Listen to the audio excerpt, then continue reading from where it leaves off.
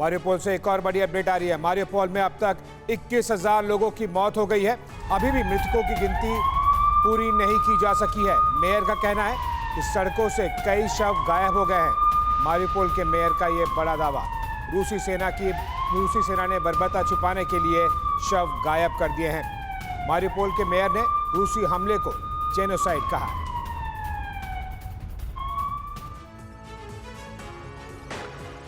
Mariupol में Putin की संघ की सेना ने अब तक 21,000 लोगों को मौत के घाट उतार दिया है। सड़कों पर शव बिखरे हैं। हालत ये है कि शवों की गिनती नहीं हो पा रही। ये दावा मारियोपोल के मेयर का है। रूसी सेना बर्बरता छिपाने के लिए शवों को गायब कर रही है। मारियोपोल के मेयर के दावे में इसीलिए भी दम नजर आ रहा है क्योंकि इतनी तबाही के बाद भी मारियोपोल को रोज दहलाया जा रहा है।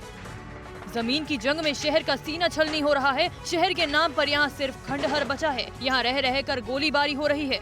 गोलियों और तोप की आवाज से मारियोपोल थर्रा चुका है। हालांकि दरकी हुई दीवारों की ओट से यूक्रेनी सैनिक लगातार रूस के टैंक का सामना कर रहे हैं।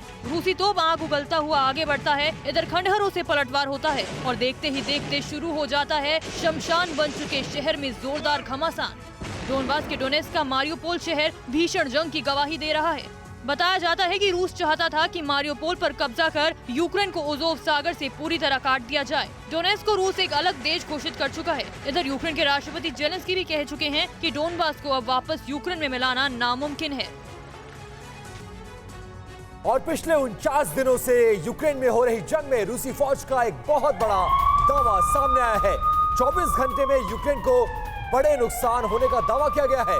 यूक्रेन के 4 हेलीकॉप्टर्स को मार गिराया है रशियन आर्मी ने और ये दावा रशियन आर्मी ने किया है। यूक्रेन के 2 बड़े सैनिक अड्डे भी इस हमले में तबाह हो गए हैं।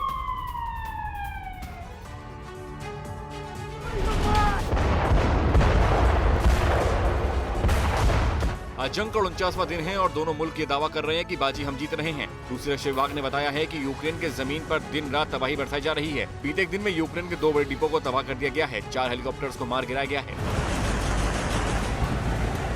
यूक्रेन के 46 सैन्य ठिकाने तबाह किए गए। 2 कमांडर और 1 रडार स्टेशन बर्बाद हो चुका। 2 एरियल व्हीकल पर निशाना लगाया गया। दुश्मन के 693 टारगेट पर निशाना है। वही रूस की तरह यूक्रेन ने भी अपनी लिस्ट जारी की है जिसमें दावा किया गया है। रूस के 19,800 सैनिक मारे गए, 739 टैंक, 1964 बख्तरबंद गाड़ियां, 358 आर्टिलरी, 115 रॉकेट और 64 एयर डिफेंस सिस्टम, 158 एयरक्राफ्ट, 1,429 सैन्य वाहन तबाह हो चुके हैं। लेकिन तबाही का ये मंजर कब थमेगा, कब रुकेगा, ना तो किसी को इसकी फिक्र है और न ही इसको रोकने के लिए कोई मजबूत पहल की जा रही है। जंग के इस मैदान में हजारों लोग मारे गए जिसमें बच्चे भी शामिल हैं। बताया जा रहा है कि अब तक 50 लाख लोग बेघर हो चुके हैं। वो दूसरे देश का रुख कर चुके हैं। जो लौट कर आ रहे हैं उनके पीछे कुछ बचा ही नहीं है।